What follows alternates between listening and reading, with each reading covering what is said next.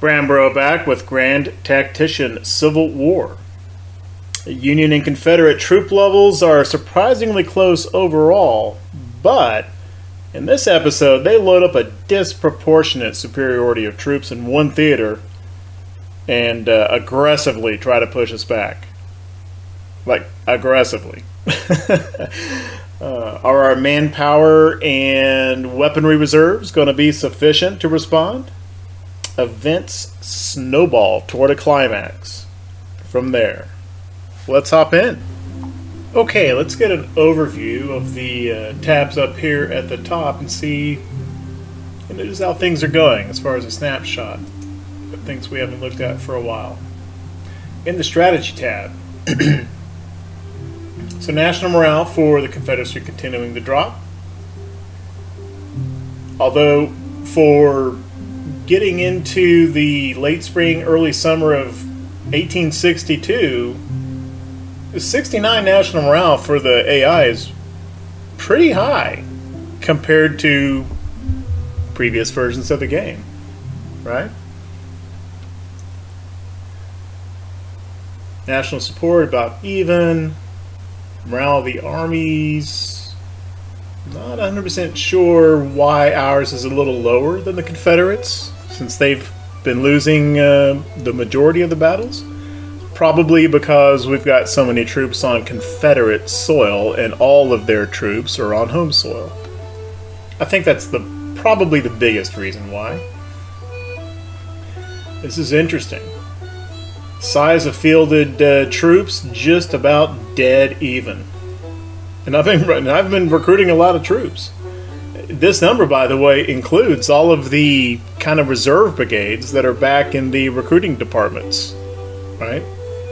This is probably more like, I don't know, 170, 180,000 in our actual field armies. Our Navy is a little bit bigger than the Confederates. The significant phrase there, a little bit bigger. They've actually got 95,000 tons of shipping, at least building. A little bit more military experience, not enough that I would consider going for the Regulars Act. I'm not doing that anytime soon. The casualty count, roughly about 2.5 to 1.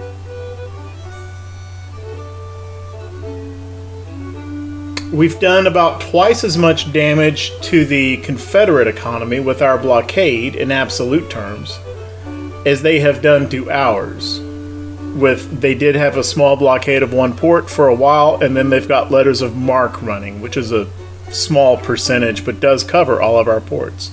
Every one of our ports has got a 2% blockade on it. I think that must be coming from the letters of marque. It is certainly not coming from any Confederate fleets at sea.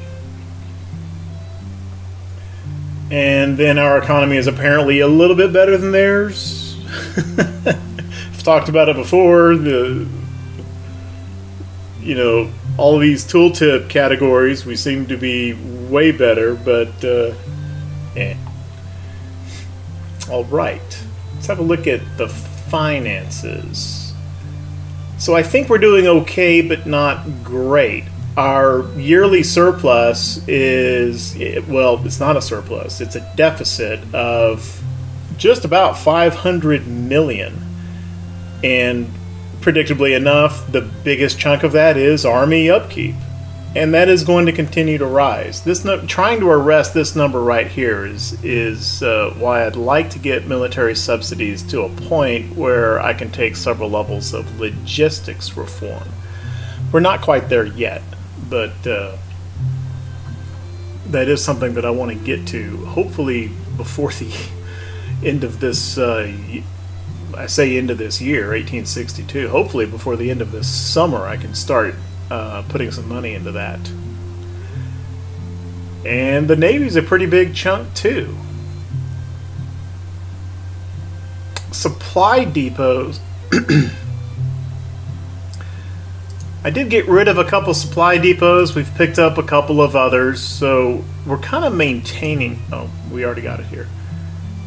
You see where it was rising, and then we've leveled off a little bit. The good news is we're spending less on supply depots than the Confederacy is.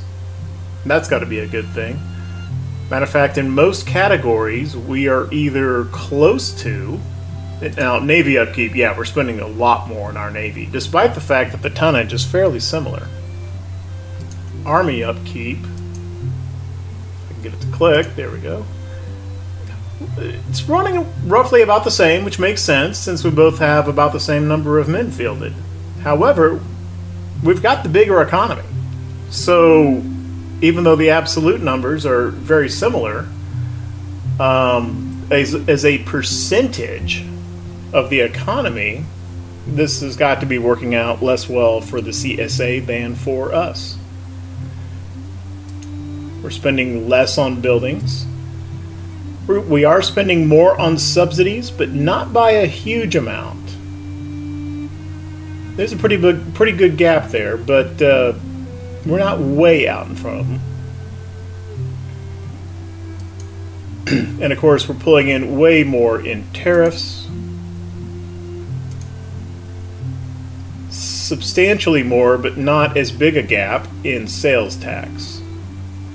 And more in land sales, but land sales is actually a pretty minor part of the economy, as can be seen here. I think what the land sales is anytime a building is built, there is apparently some amount of money that goes to the government from the land for that farm or hospital or whatever. I think that's where this comes from. I'm not sure. But overall, I think we're doing okay, but this deficit is increasing. We are down into the single A region instead of the double A, where our credit rating was maintained for quite a while. And as I think I've mentioned before, I'm getting pretty close to wanting to pop the Tariff Act. Increase this number right here.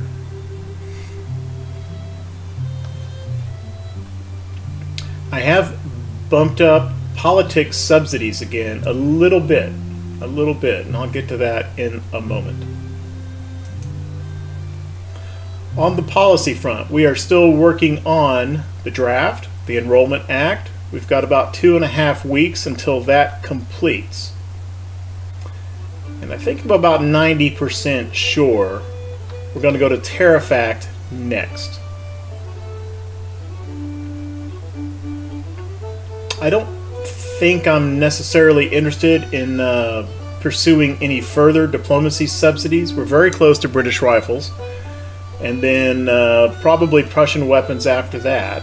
But I don't see increased diplomacy subsidies as a high enough priority to warrant further levels along this line.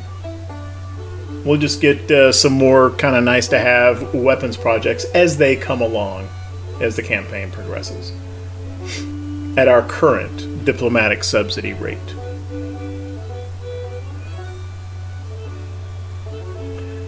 Projects. There are a lot of projects available. However, well, I mentioned that I increased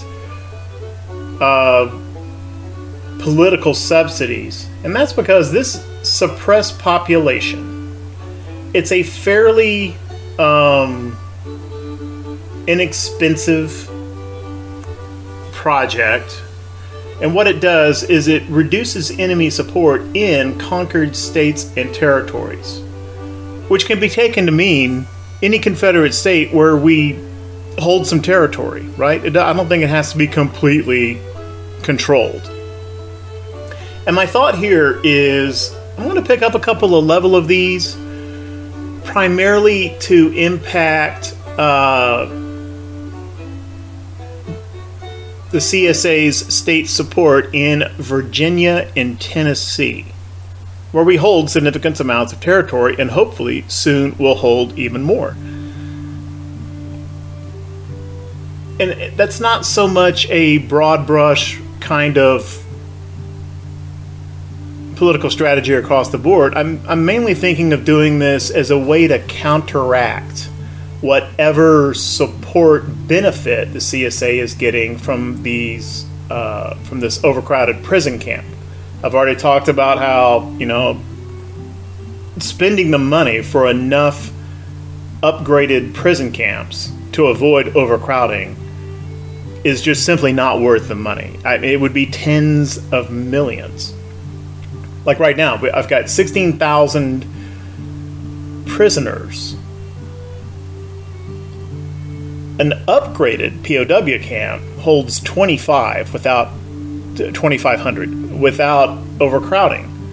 So right now, even if I never took another prisoner, I would need 7 of those things.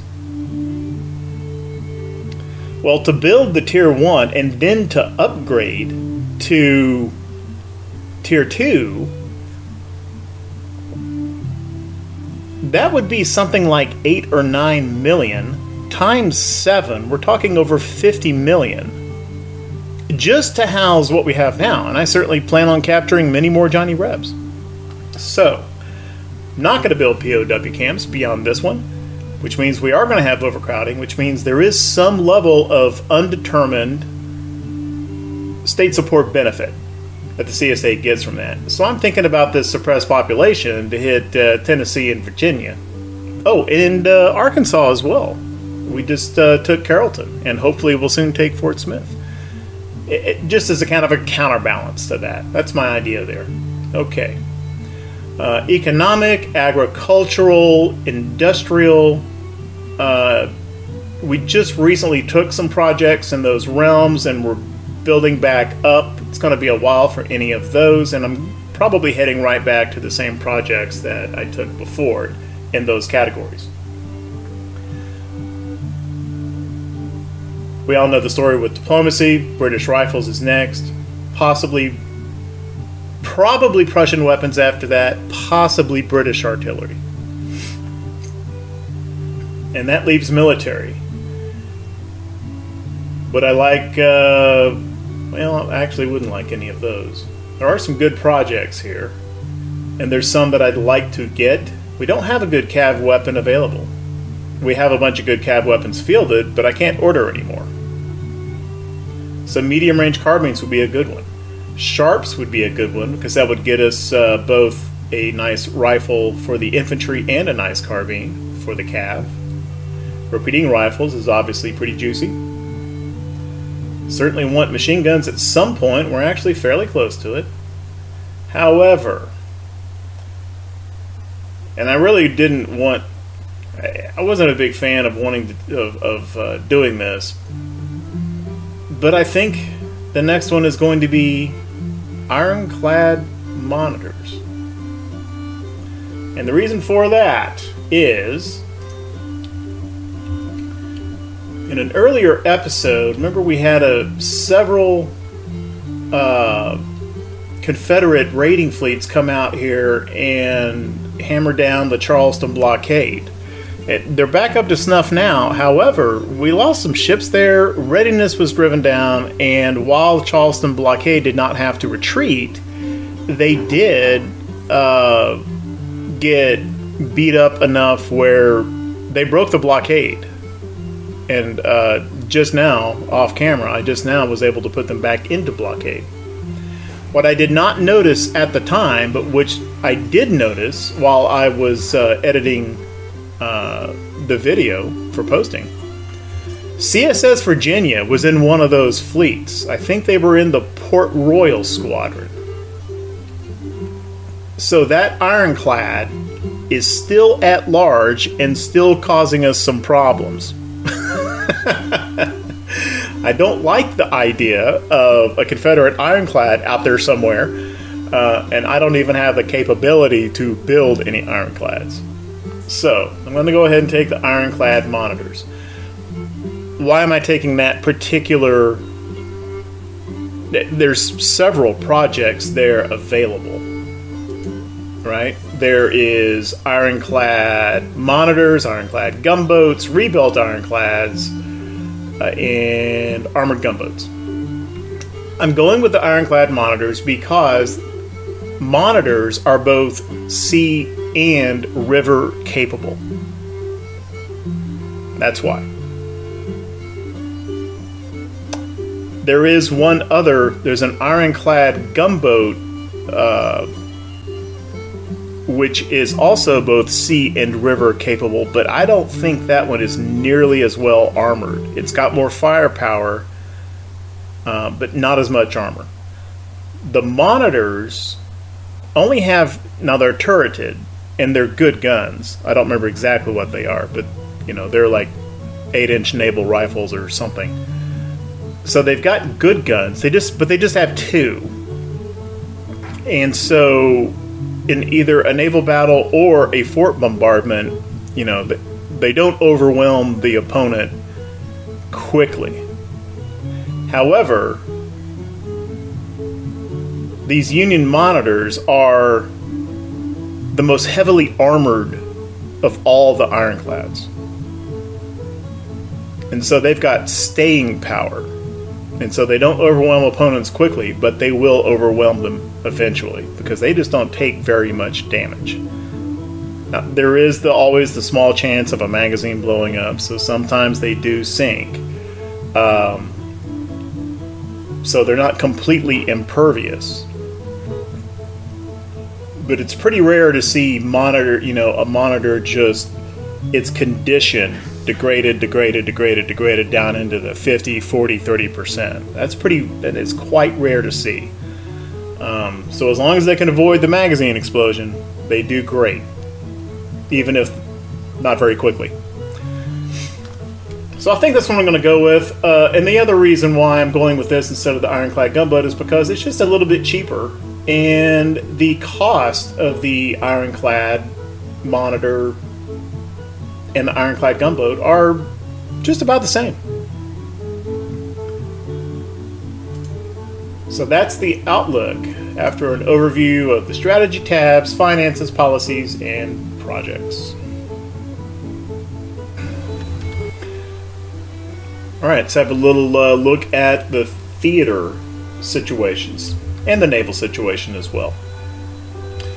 From west to east, so we recently took Carrollton, Arkansas, and I remember thinking, well, where is this army that was here? The Army of the West. Turns out they're running off this way. I don't know where they're going, but off they went. And that's April 9th. That's basically a current location. So I'm back to thinking there was really not anything here. There is a fort. We're going to have to come over here and besiege this fort. And 8th Corps. Yeah, we need to get... Okay, so the road is open for the Army of the Missouri to come down here, but I think Steedman and Lyon are going to need some more artillery before they proceed. And I don't know if I've got any immediately available artillery at the Western Department. I do have 2 battalions, however, I've got these earmarked for something else that I'll talk about in a moment. Do have a whole bunch of artillery in the east. It's going to take longer to get there, but I bet it won't be that much longer than recruiting new units and then sending them. So I'm going to take some of these batteries, and I'm going to transfer them way over to Missouri.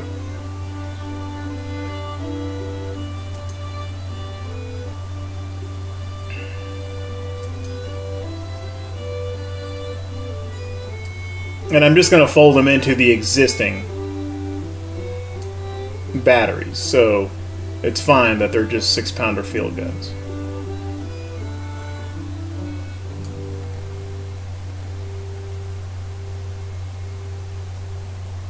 Okay.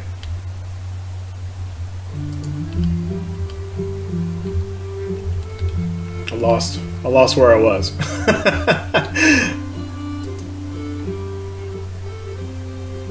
And 27 days, coming all the way from Pennsylvania. Crap.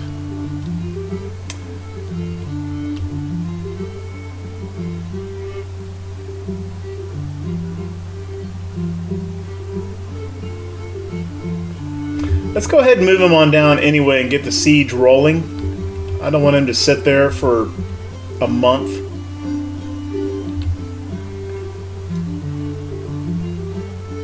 And just see what kind of situation it gives us. If nothing else, he can... Lion and Steven can build XP toward Siege Warfare perk. I think we'll do that.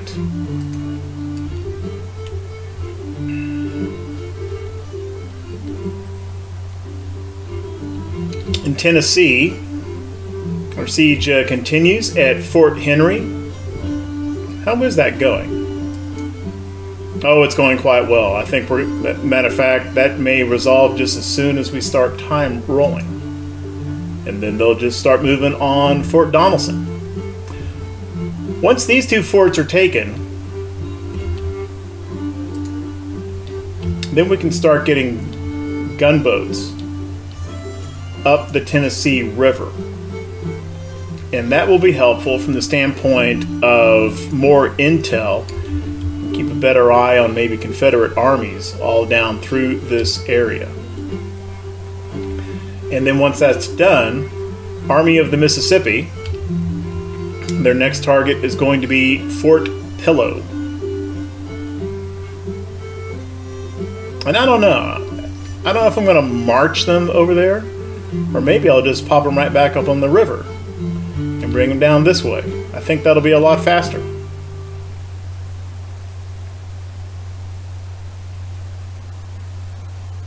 They won't, however, be in a good supply situation. So maybe a better idea would be bring them around, land one of the corps here, come over here, take this supply depot while the other besieges. We'll just have to see how it works out. Meanwhile, Grant's Army of the Tennessee remains at Nashville, and there's, as we've seen, there are a number of CSA armies in the area, including the as yet uncommitted Army of Tennessee, which is actually the largest Confederate field army in the area. I think Grant needs more men. Specifically, Sherman's 5th Corps needs more men. Because right now, Sherman has 7 infantry. He's short 2 infantry brigades and 2 smoothbore artillery battalions compared to Hooker's 4th Corps. So I'm going to transfer some troops to Sherman's Corps.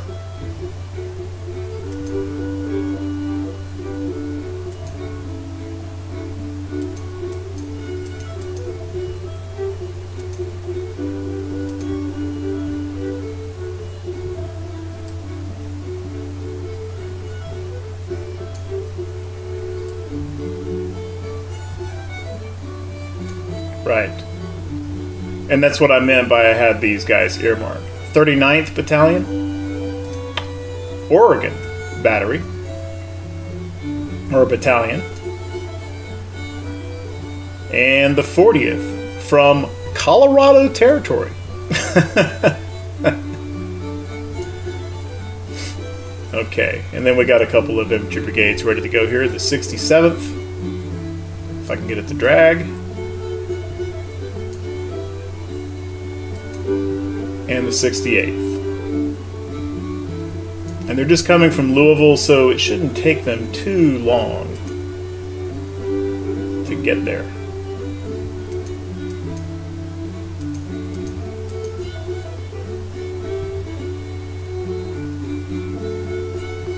Five days, yeah, just 5 days. That'll be fine. Let me just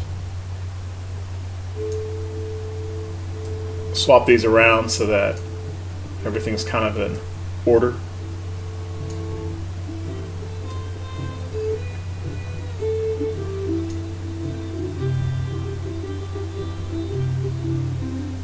Okay, and that'll bring Grant's army in total up to a little over 40,000.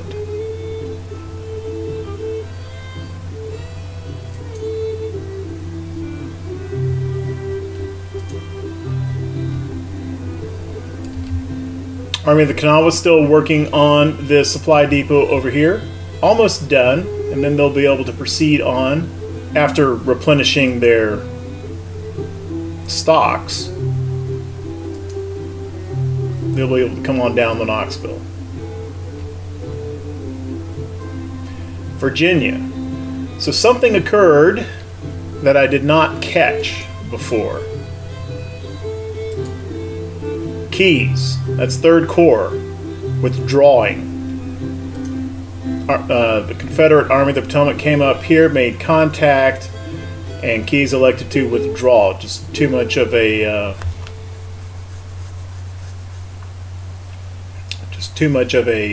disparity. So he's actually headed back across the river into D.C. Well, that sucks. Okay.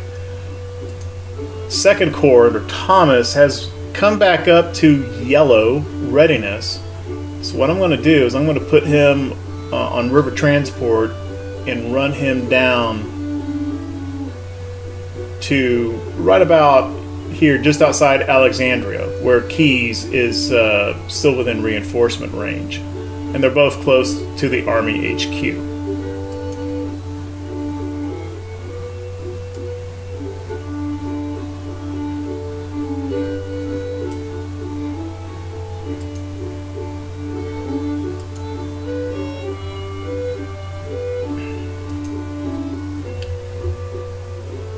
You know, we have Fort Webb here, but I don't think that its garrison has shown up yet. It has not. I'm going to leave 1st Corps pretty much where they are for the moment. I would kind of like to get them where they can reinforce, though. And that means I do need to get them on the other side of the mountains. I want to wait till this garrison is in place at Fort Webb, though. And that should be in 9 days. Nathaniel Banks's Norfolk expedition is just about done capturing Norfolk, Virginia. And then finally, our battle squadron is back up to full green readiness, and all of the ships in it. Farragut has 7 frigates, and they're all above 90%. Most of them are at full 100%. So I'm going to go ahead and send them back out for another fort-busting foray. And I think the next one on the hit list is going to be out here, Cape Hatteras.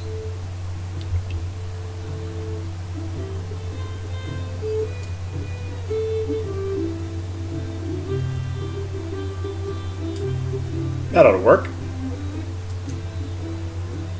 Now, Cape Hatteras, it's not guarding any ports. However,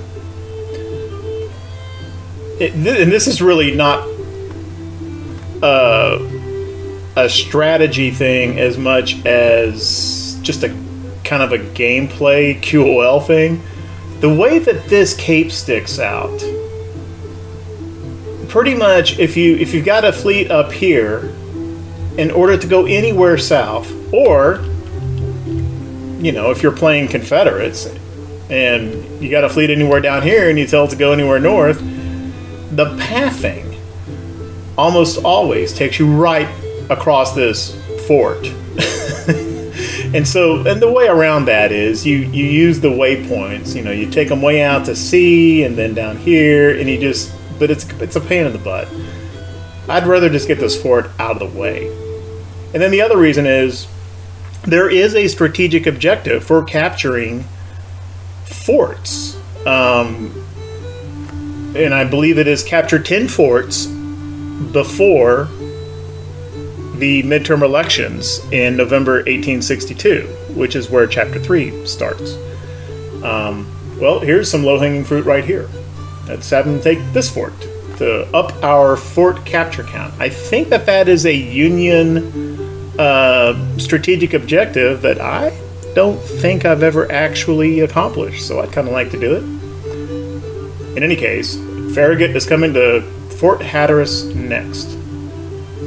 We'll see how he does and if he is able to capture it.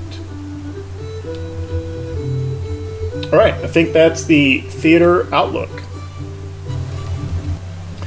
Confederacy has gone with King Cotton II, which I think we did get a intel report saying that that's what they were pursuing.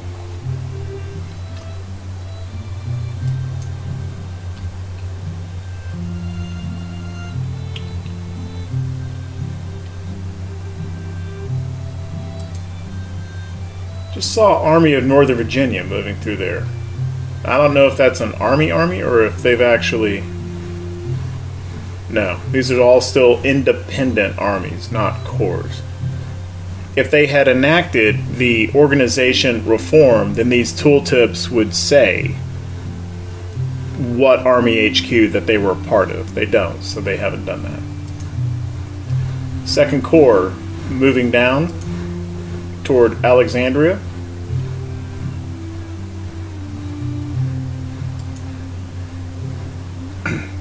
Keyes is back into DC. However, his morale is fine. He simply withdrew, right? He didn't take any hits for morale or readiness or anything like that. So I'm just going to pop him right back across the river to Alexandria. Now that he's got Second Corps there to support him. Okay.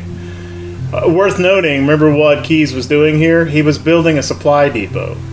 So I spent $5 million on that. And then he was forced back. So there was $5 million wasted.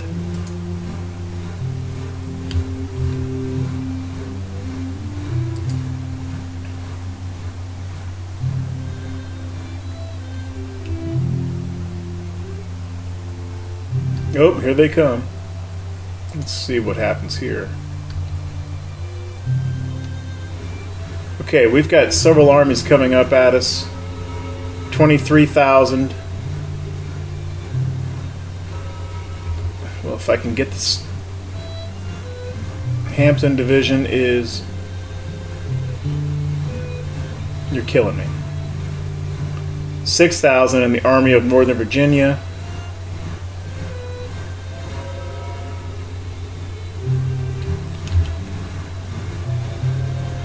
I can't get the tooltips to stay long enough to actually get troop counts here because of the way that they're blinking in and out.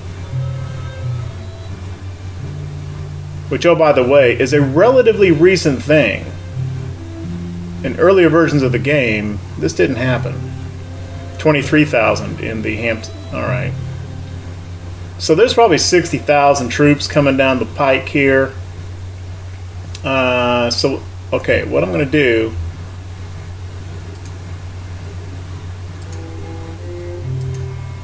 Let's see if we can get Thomas into defensive mode. See if we can get Keyes into defensive mode. With the idea being, if we can force an initial siege, I'm going to do that in order to give time for First Corps to get over there and join the battle. Right now, he is not going to be in reinforcement range. Obviously, they're not too concerned about Winchester at the moment, so let's go ahead and get him over here to about here, and we'll give him a choice of whether he thinks, okay, he thinks that's his fastest route, so be it. And let's get this cavalry over here as well. I should have moved them as well earlier.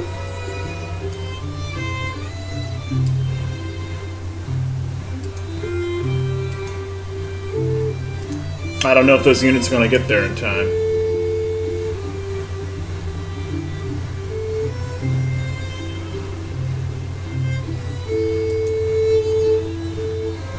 No. Whoo!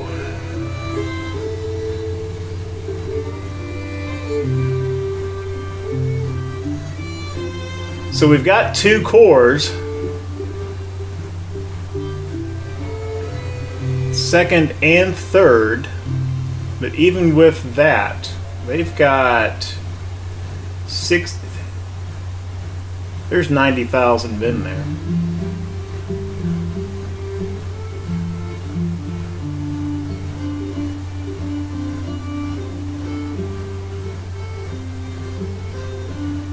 And there is no siege option.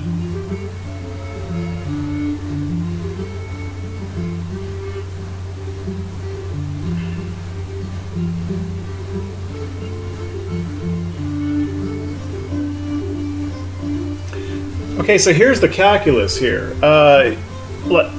Let's make an assumption that this is going to be a defensive situation. Which is an assumption, but it's probably a reasonable one. In that we'd be able to build some parapets, etc., so forth. Okay. Can we inflict more casualties on the Confederates than they inflict on us? Yes. I am confident that we can do that. Can we inflict enough casualties? Can we achieve a lopsided enough casualty count so that the percentage of their casualties compared to their total force is higher, right? It reaches that withdrawal/retreat threshold before ours does. As it stands right now, I would have to inflict substantially greater than 3-to-1 casualties in order to force Beauregard to reach the retreat threshold before Keyes does. And why it's showing Keyes, I don't know. It should be Winfield Scott, who is here.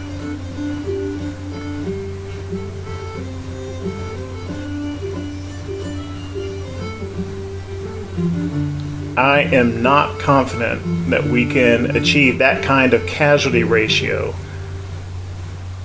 against a force this large.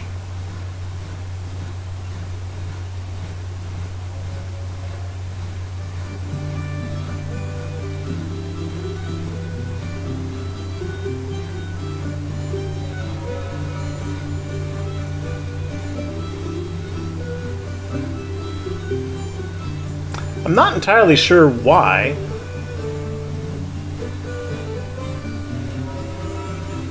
Oh, it's...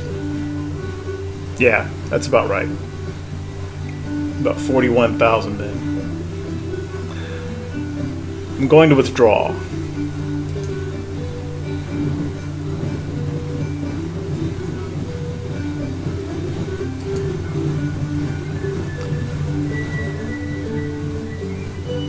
I am also going to stop First Corps' movement order and 1st Cav Corps' movement order.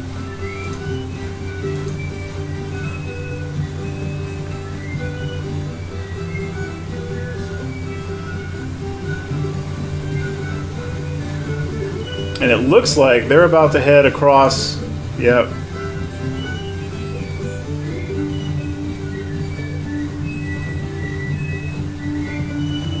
Well, our guys didn't retreat across the river.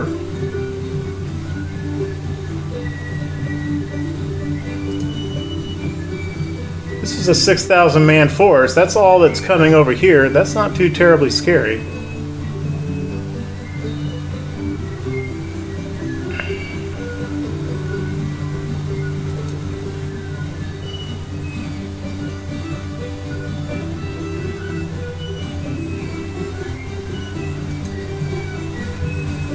Bring Scott back onto dry land. Right about here next to his corps. Okay. And I'm not sure whether I should bring 1st Corps over now on the river or not.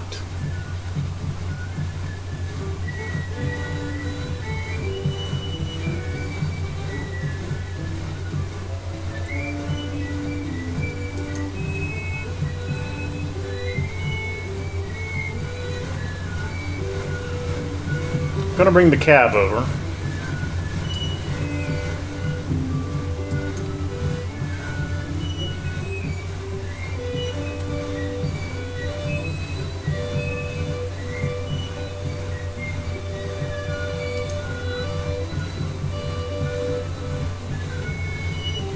I'm going to leave McDowell there for now. But that bears watching. Let's go see what's going on elsewhere. No change here. Does Sherman have his dudes yet? He does not. 3 days.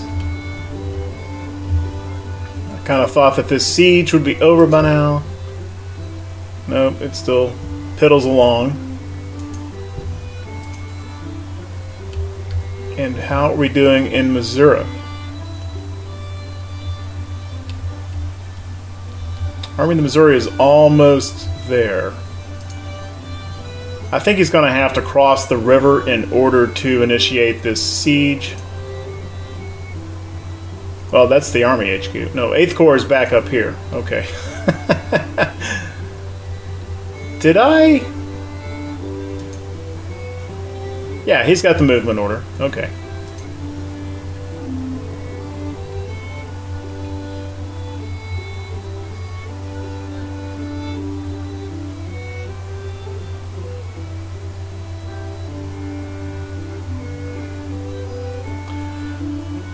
Okay, with all of these forces up here, it is becoming pretty darn clear I need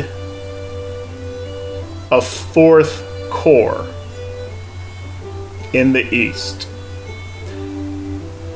Not necessarily part of the Army of the Potomac. But I feel like I need to have, 3 corps on this side of the mountains and at least a corps over here in the Shenandoah. And right now, we're stretched a little thin here. And so I am going to, I think I've pretty much got. I had kind of hoped to do something else with these guys up here, but we need more troops in Virginia. So have created the 10th Corps, about 18,000 men. And it's up here at Harrisburg, because I just split them right out of the Eastern Department. Robert Patterson had recovered, was rehabilitated from his earlier defamation, and so he returns to command. I mean, he's got the fame, and his stats aren't terrible. And so, here we have it. And I was able to find some successful combat experienced brigade commanders elsewhere in the Army of the Potomac. Brought them in here for divisional command. And that's Winfield Scott Hancock, 1st Division. Oliver Howard for the 2nd Division. And Wincoop for the 3rd Division. Went with 7 brigades instead of 9, and that is largely because I have run out of rifles again. So I got Springfield rifle muskets for all these brigades, but we're going to have to wait for another delivery before I can dole out any more. And I did have 3 artillery battalions available for an arty division, and likewise I had enough 3-inch ordnance and 6-pounder wires for them, but we're out of rifled artillery too. So there you have it. And I didn't have any cav. He does have a cav brigade, the 15th Cavalry, made up of West Virginia troopers, but they're going to have to make do with Springfield musketoons for the time being.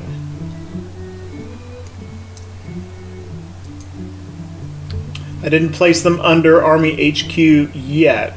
Let's see here. Get back on Patterson. There we go. Red readiness, right? He's getting all, he's getting those troops out of the department and getting them ready to go. I don't see any reason, though, even though it's at red, I don't see any reason why he can't move down within Union territory. Let's move him down to Baltimore.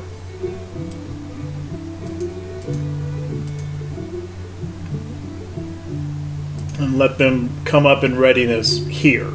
So when they get done, they're a little bit closer. Once they're up into readiness, I'll put them under Scott's overall command.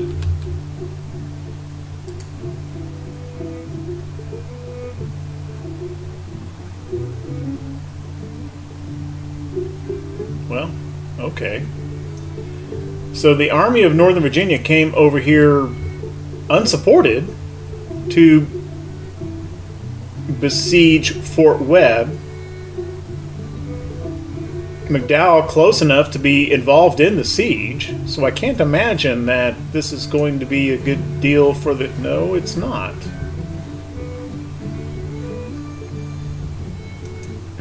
However, it is worth noting that as long as this siege continues, McDowell is immobilized.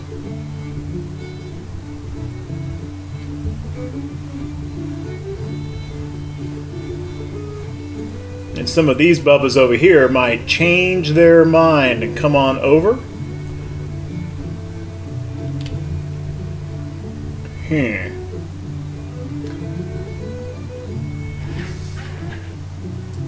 And do we have the option? We do. Okay, so McDowell's got a full corps here. Allegheny Johnson's just got a couple of brigades. I'm not going to record this, however,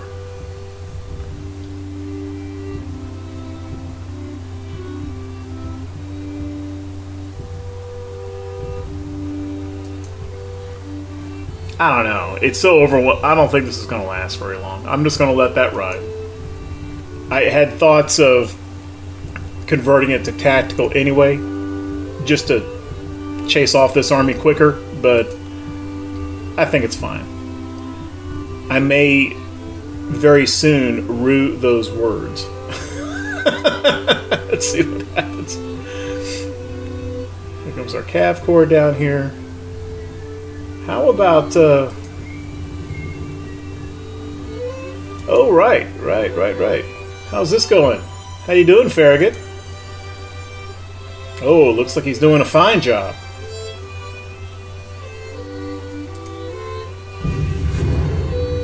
On Fort Hatteras.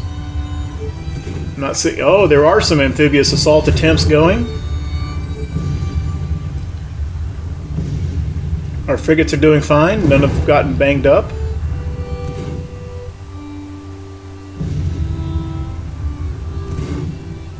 Maybe a little bit.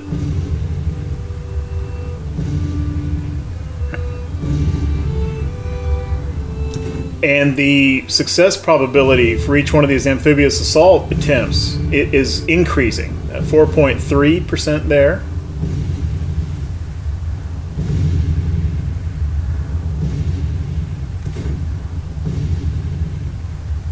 Fore condition is coming down. Our ships are not getting banged up. San Jacinto just takes a little hit there.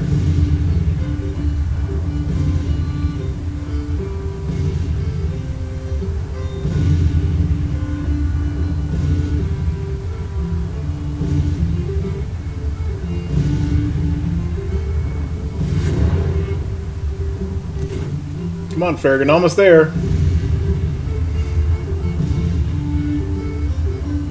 I mean, it's projecting a 100% chance of a Union victory, which seems reasonable. Sanjak down to 79%.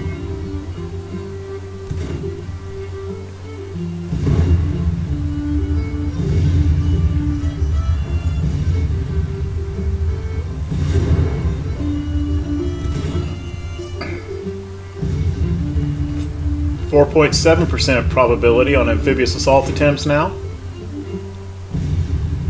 I wonder what happens if it gets to fore condition 0. If it's just, okay, well, you didn't capture it? Or does that just make the amphibious assault probability go way up? It should be the latter, right?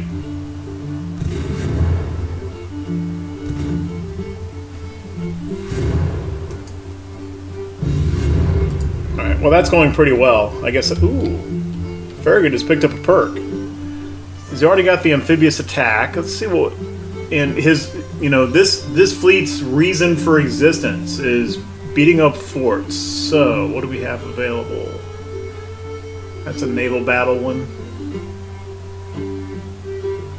Looks like mortar boats is probably our choice. Let's look at the others. And let's see. Well, this one is lower supply consumption, which is also leveled up by bombarding. That sounds like a good third perk, maybe. Intelligence gathering plus 25% and fort bombardment efficiency plus 5%. Let's see, plus 5% from this and plus 5% from this. So basically we're getting the same bombardment buff, but we're, in addition to that, getting some intel stuff from Balloon Barge. Okay, this is the new front runner, Balloon Barge.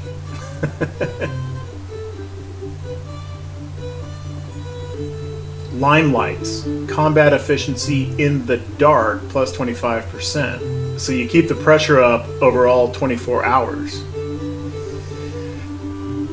That's a good one too. That's a blockade perk. This is that weird trade node blockade perk. Which, this one's weird because you need this perk in order to blockade trade nodes. However, you can't blockade trade nodes without this perk. So this is one that you have to get by some other method for a dedicated fleet. You can't just go do what it needs. That's a rating perk for the CSA mainly. So this is an interesting one. Battery Runner. Fighting efficiency versus forts plus 25%. However, it's for running past forts. It's not for a stand-up stationary fight like we're doing here. This is like running up those forts on the Mississippi or running down past Fort Pillow. And the idea is that this thing helps you get past the fort better.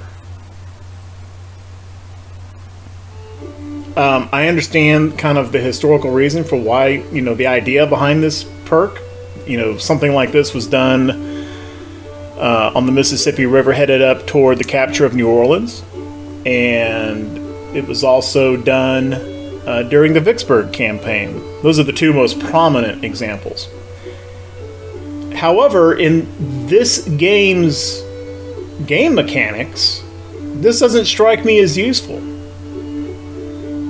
And the reason for that is, let's say that I had a fleet in the Gulf of Mexico that I wanted to run up the river past Fort St. Philip and Fort Jackson, which are the two forts which guard the Mississippi below New Orleans.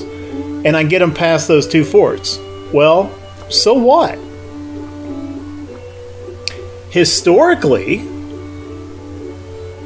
Farragut's fleet, or squadron, continued moving up the Mississippi straight to New Orleans and arrived. The city was defenseless, and they just basically walked ashore and captured the place. Like literally, like, you know, sent a couple of JOs ashore to the Capitol building and said, "We're in charge now." And there wasn't, you know, the population wasn't happy, but basically they said, "Well, we don't have anybody here to say no."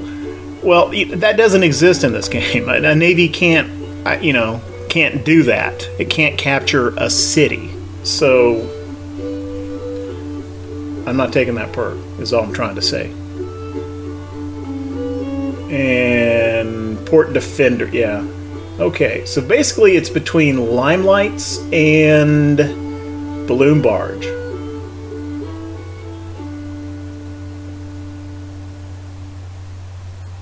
Bombardments go on for a while. They go on through darkness. I am going to take the Limelights. And then if this fleet ever opens up a third perk, I think I'll take the Balloon Barge. Let's go Limelights. Let's go see what kind of shenanigans the Confederates are up to. Oh, there are shenanigans. They are besieging Fort Washington. And they are about to capture Fort Washington. And they've got a total right now of 2 Confederate corps. Man, they have so much cav. All that cav, they have so much cavalry, they just have to be armed with mixed cav weapons, don't they? I guess some of them could have Richmond carbines. So we're looking at 32, 35, about 45,000 men here. And Palmer is not going to hold out very long, nor should he be expected to.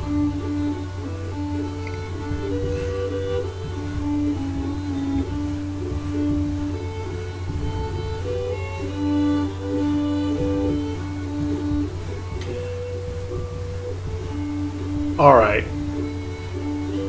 And this goes back to what I was saying earlier. McDowell's immobilized over here in this siege.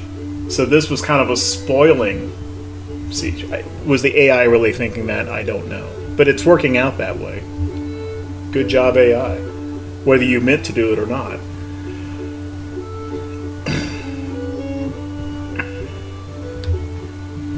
Well, if I come down this road this way on the Virginia side of the river, I think we're just going to engage the Hampton Division, who is not part of this siege.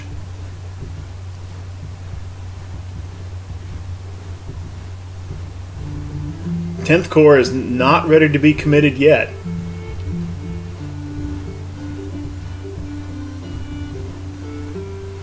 If I bring both of these corps back over to Washington and then bring them down on the Maryland side, A, the siege might be over by the time they get there, and B, that leaves Alexandria and the approach into Washington completely open. What is his mode right now? It says mostly defending his land. Well, Fort Washington is not on his land. Maybe he sees that as a precursor to capturing Alexandria, Virginia.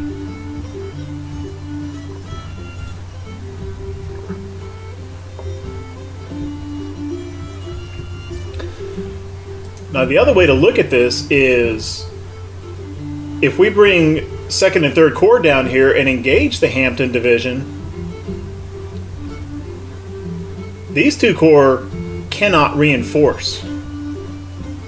In the meantime, they may capture Fort Washington, but maybe we can deal with that later. We can send Hampton Division packing. What's back here? Army of the Northwest with another 20,000 men.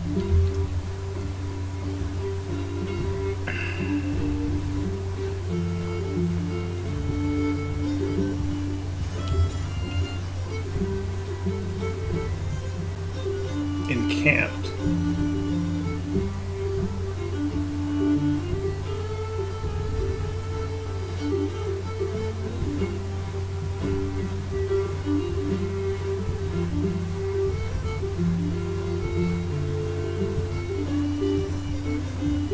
Okay, so I think the opportunity is there's 3 Confederate corps here. We have an opportunity to split one off in one battle and then fight another battle here on pretty much equal terms, even though we will have just been coming out of a battle, but then they're fighting a siege too, so they're taking some casualties and losing some readiness as well. So I'm going to go ahead and do that. We're going to take the Winfield Scott. Let's just make sure he's close enough.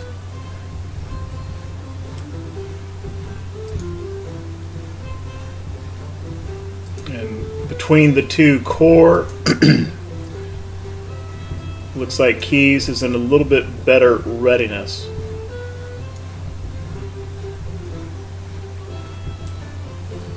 And let's force march him.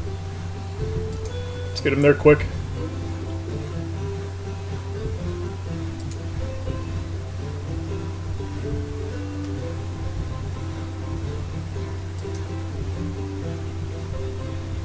Nope. He slipped across the river on us and joined the siege. bugger. Okay, however, we did push back the Army of Northern Virginia at Fort Webb, and that opens the door for McDowell to come across the mountains. Get on the trains. Get over to about here for now. Yep. Come on, McDowell. And nice job, Fort Webb.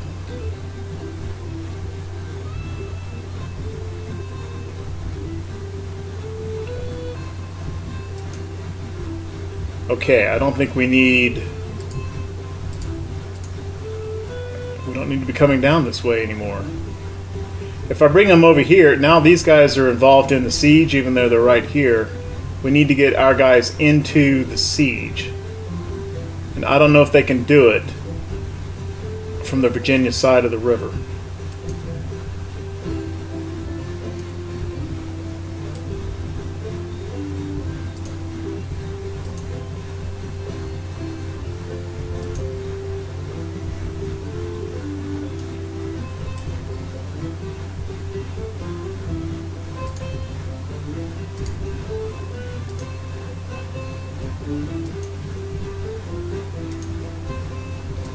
That's good. If I can get them clicked, come on.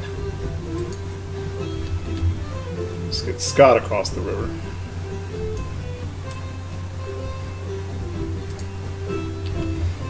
Will they get there in time before Fort Washington falls? Maybe. Maybe not. It is still 100% condition.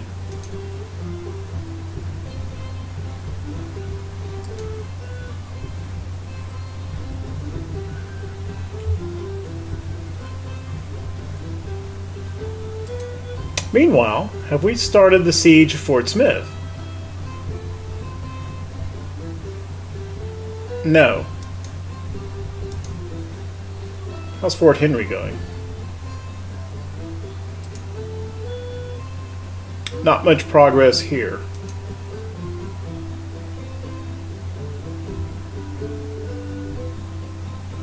I mean, we're not deteriorating either. It is taking 8th Corps forever. How many men are in the Army of Arkansas now? Still just essentially nobody. Okay.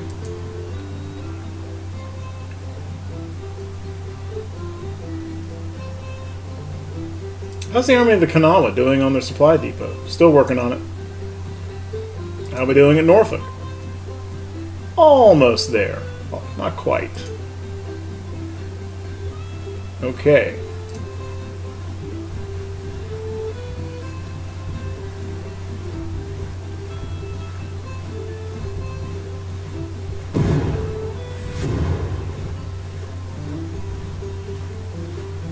Oh, 3rd Corps is involved in the siege. And here comes the Army of the Northwest. Goodness gracious.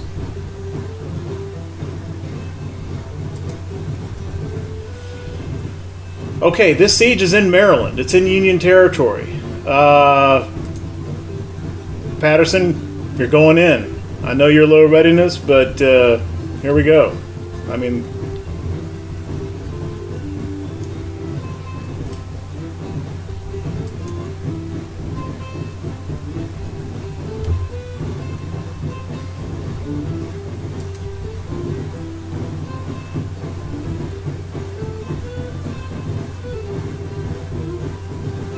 Second Corps is involved. 3rd Corps is involved. 1st Corps is coming across. 10th Corps is coming down.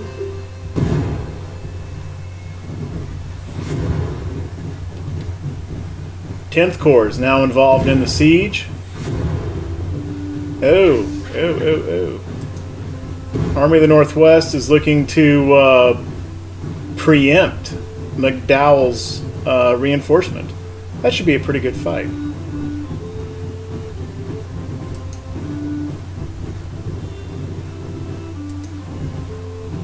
No, he ran away.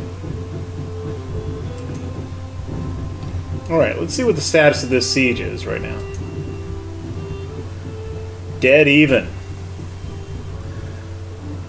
About, what is that? About 55, just call it 56,000 troops on the Union side, and 45, 65, roughly 10,000 more than that on the Confederate side. They have fewer artillery now than we do.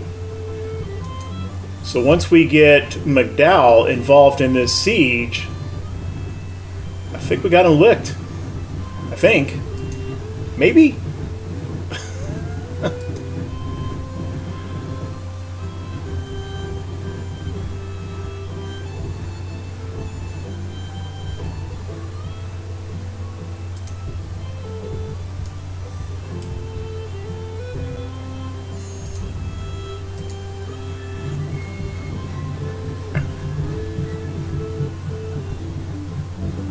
And McDowell's in.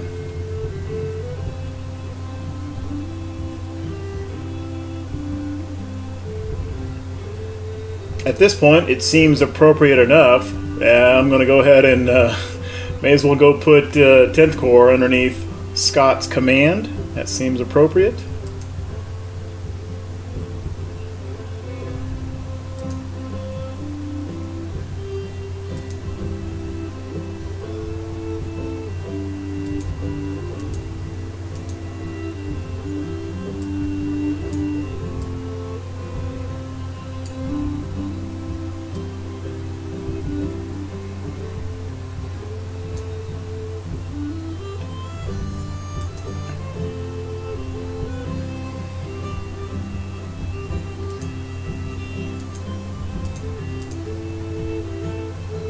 And there we go. 1st, 2nd, 3rd, and 10th Corps. And the 1st Cavalry Corps. Under Winfield Scott for a total of 86,000 troops in total. Alright, Johnny Red, what you going to do about that then?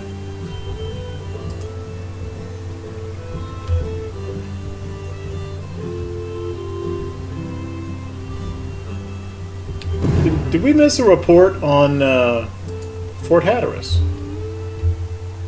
What's going on down here? Well, great. So the fort has been reduced to 0 condition. However, Farragut did not actually capture it. So what do we do about that? I don't know. Let's move him up out of range.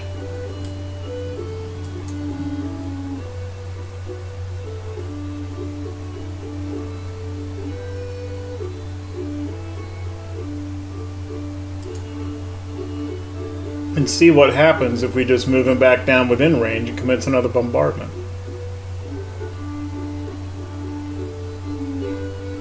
That's far enough.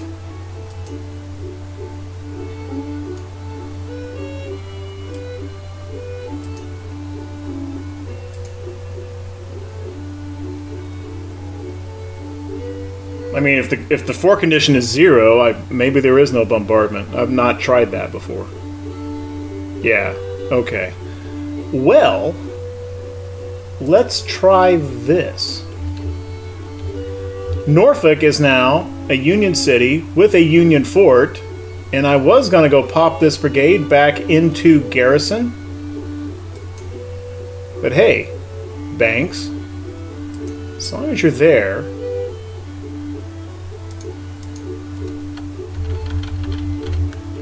rename you the Hatteras Expedition.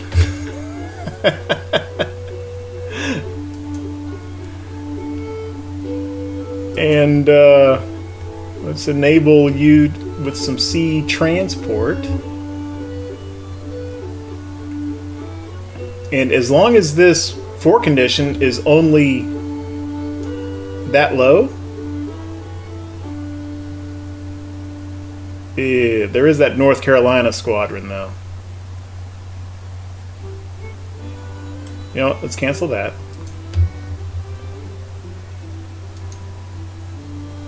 And let's kind of give you a roundabout route here.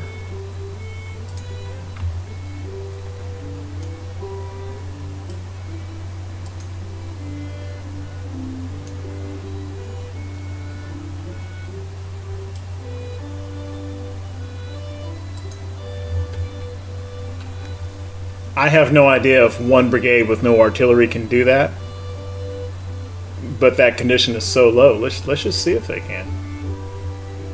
Meanwhile,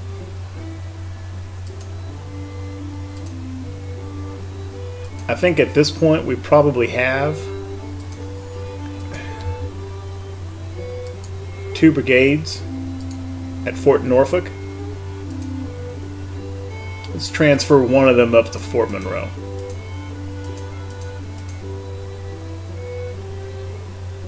"53rd Brigade, Pennsylvania troops. Head on over the Hampton Roads there. Benjamin Butler's getting nervous.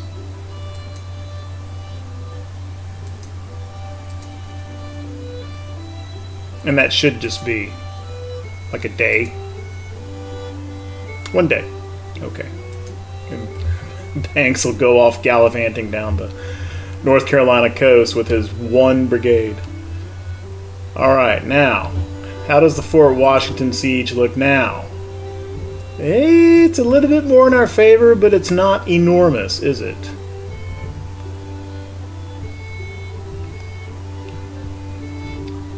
We do have the option for an assault. And that would be a pretty darn big battle. I think I'm liking that. I think, yeah, I'm going to do that in the next episode. So, I mean, no tactical battles this episode, and I think it's gone pretty long. I haven't been keeping track, but had quite a bit going on there. Had some sieges and some interesting AI moves, and anyway, I enjoyed playing that one. I hope you enjoyed watching it. If you like what we're doing with the channel, if you like the content, then leave a like, leave a comment, maybe even subscribe. If you're new to the series and want to catch some of the other episodes that you may not have seen yet, I'm linking the playlist here. At any rate, thank you very, very much for watching. I appreciate it.